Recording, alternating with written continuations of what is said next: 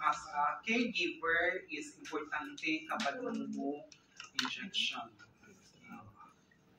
Although sa nursing siya, no, pwede taani, especially kung naay emergency sa inyong pasyente.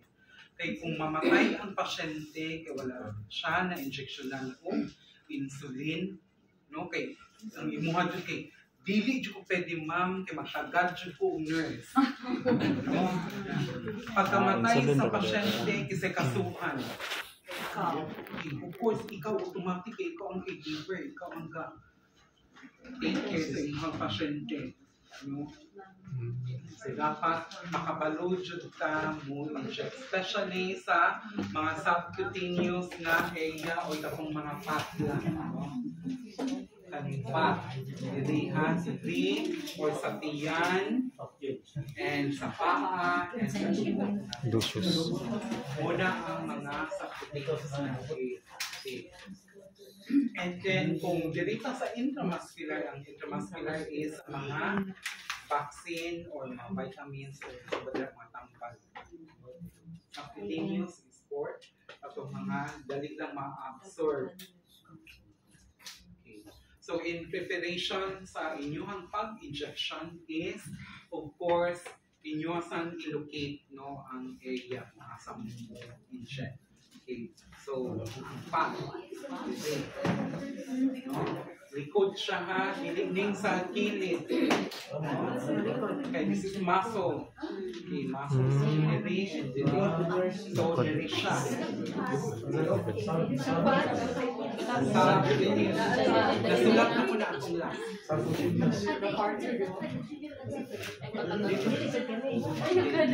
So, inallocate na ninyo. Nakatambok kayo.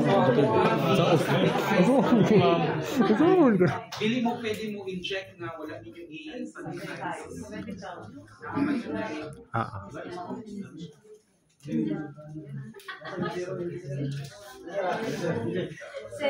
Galing-galing ka na sir.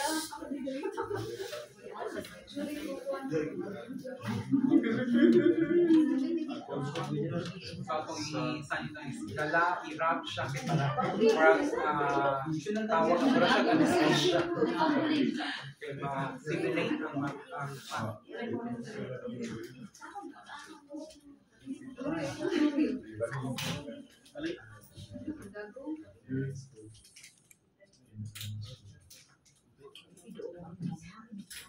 okay. And then open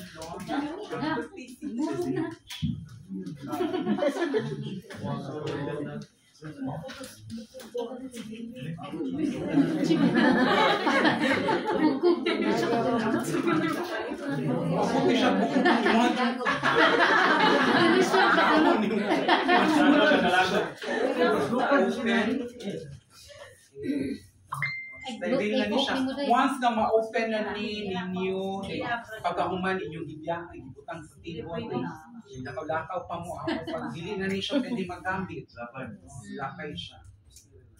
Okay, steady naman siya. Ubo na siya. Wala na siya ka nag-ipangan. So this is sterile water for injection. So wala ni effect. Bahala pag nag-drip ka o wala siya effect. This is only water. This is used for newborn baby ka ng pag-anak. No? Injection na siya ani kay para ma-stimulate or ang flow sa mga sa blood, sa oxygen, tanan-tanan. And then, ma-injectionan po siya kay para ma-feel sa baby or makuhaan sa doktor na ay reaction ang imuhang baby. Kay once na pag-inject din, wala lang siya. No? Kasmile lang. Meaning na ay problema ang imuhang baby. Dapat hilak sa So,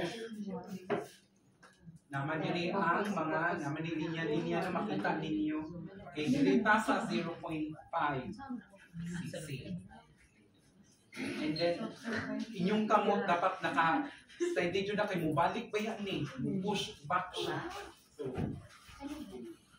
dapat ay level dyan ha. Hindi pwede sa ubos. Hindi po over na tayo. Ay level. Okay. I-remove na to ang bubbles sa sulod sa kuan. Tingnan naman siya. Dili pwede ang air masulod sa kuan. Wala siya kita. After anak, gamay naman ang ilong gel. Kay sige ang kadaan medyo haplos siya pero dili siya over dyan kapan. Wala na siya pagka. Okay. And then to check if ang needle niya is na ay opening, no? Or wala ba siya nag-touch dili sa kuan. So dili pa ana kay makadisgas siya mo dili ana din siya. Kung makita ninyo mo ang water. Okay. Siya 0.2 lahat sa gamay. And then, instruct ninyo ang patient na, for example, sa or hadlok ba, ayaw ipatanaw ang face dito. And then, pag hold ninyo, ayaw mo pag-ana, gaan. Kay naay tendency nga inyong ma-push. Ma-push, patang ba? So, ana lang siya.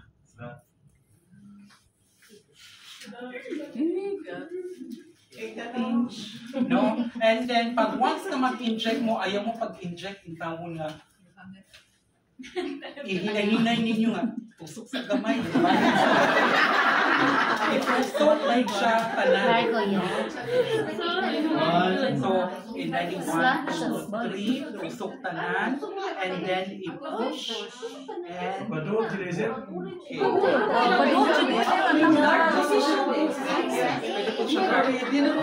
once done na pagsusok ninyo na pag-ibot blood ang dalawa,